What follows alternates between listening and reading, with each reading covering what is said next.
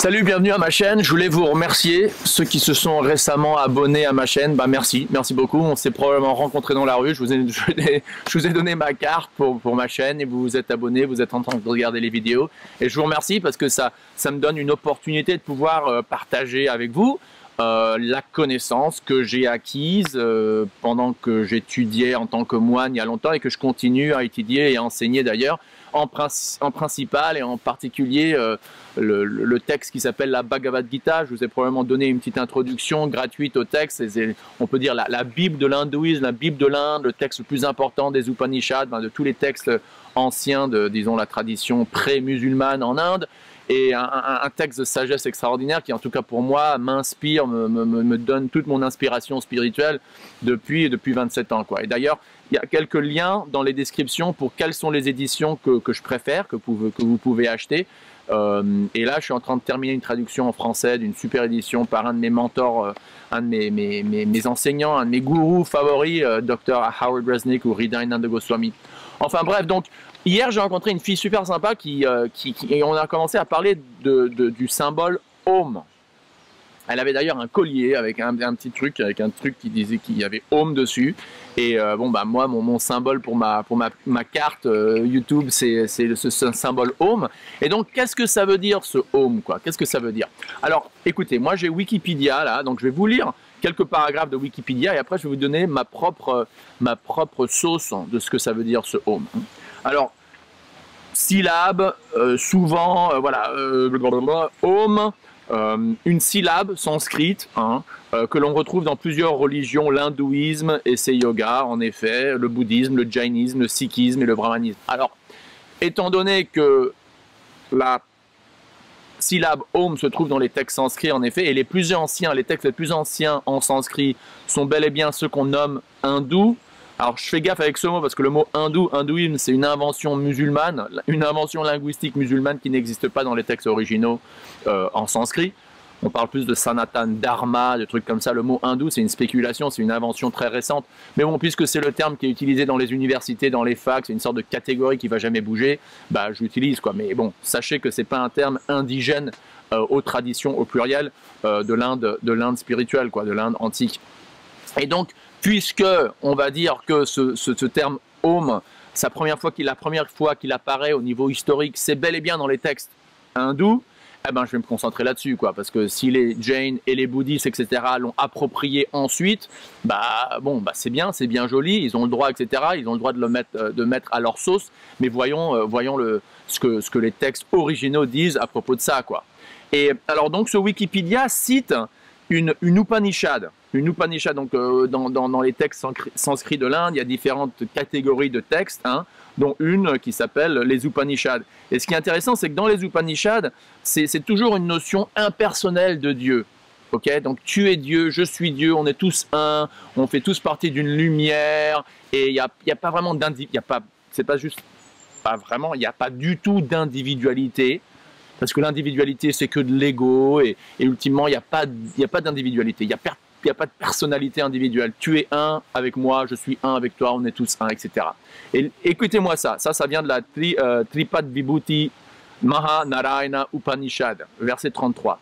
La syllabe Om est Brahman. Alors Brahman, ça veut dire quoi? Bah, précisément, cette sorte d'énergie sans forme, sans personnalité, cette lumière, etc.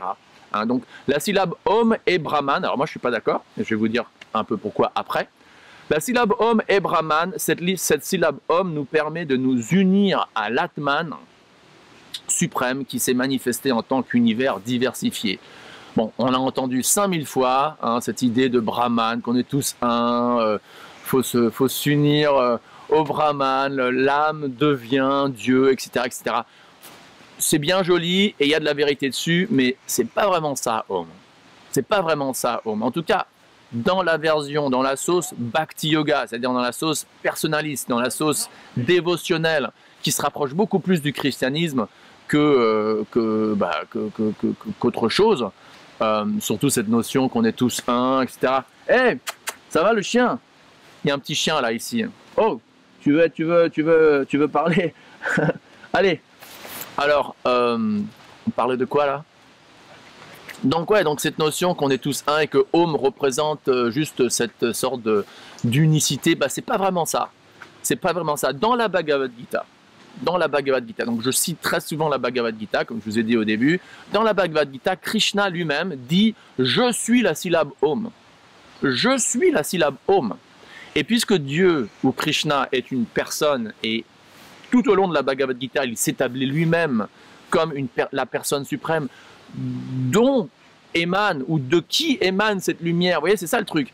Souvent, les gens qui suivent les traditions hindoues de l'Inde, etc., pensent que ce soit Shiva, ou que ce soit Brahma, ou que ce soit Vishnu, ou que ce soit Krishna, ultimement, on doit se fondre dans ce qui existe au-delà de ces soi-disant réceptacles avec des identités temporaires, vous voyez. Donc en fait, c'est pas vraiment Shiva, c'est pas vraiment Krishna, c'est pas vraiment Vishnu qui compte, c'est même pas vraiment Jésus qui compte. Ce qui compte, c'est l'impersonnel au-delà qui s'est manifesté à travers ces personnalités. Et ultimement, nous sommes cette énergie. Vous voyez? Bah ça, non. Dans la Bhagavad Gita, Krishna dit non, non, non, non, non, non, t'as pas compris quoi. Cette énergie, etc., dans laquelle tellement de yogis essayent de se fondre, etc., cette énergie, cette lumière, elle émane de moi. C'est pas qu'elle passe à travers moi, c'est que je suis la cause originelle de cette lumière. Et souvent, on est ébloui par cette lumière et on croit qu'il n'y a que cette lumière et on veut se fondre dedans et ultimement, c'est que ça. Mais en fait, derrière cette lumière, il y a une personne et cette personne, c'est Dieu. En d'autres termes, oui, la vérité absolue est lumière. Oui, la vérité absolue est... Ouais, allô Lorraine, je suis en train de faire une vidéo là sur YouTube. Attends, je vais te montrer. Ah, t'as pas ton visage, sinon je te montrerai dans la vidéo. Je peux te rappeler? À tout à l'heure.